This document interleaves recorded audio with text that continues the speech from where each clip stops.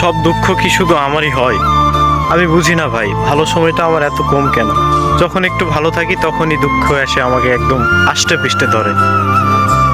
আমার জীবনে ভালো সময়টা খুব কম, সব কিছুতেই মনে হচ্ছে ব্যর্থ। যখনই একটু সুখের সন্ধান পাই সেখানেই দুঃখ হাজির। আসলে ভাই, দুঃখ আমার পিছু ছাড়ে না। আমি কখনোই ভালো থাকতে পারলাম না।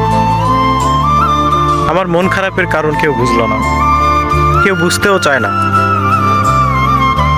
আমার দুঃখ একান্তই আমার। আমি সবার দুঃখ বুঝি, বোঝার চেষ্টা করি। আমি মন প্রাণ দিয়ে সবার দুঃখ শুনি, আমি বুঝি।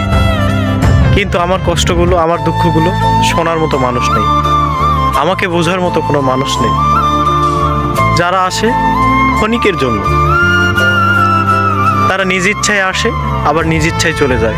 মাঝখানে শুধু আমাকে এক আকাশ সমান দুঃখ দিয়ে যায়। আর কত ভাই এভাবে? আমি যতবার মানুষকে বিশ্বাস করেছি ঠিক ততবারই আমি ঠকেছি।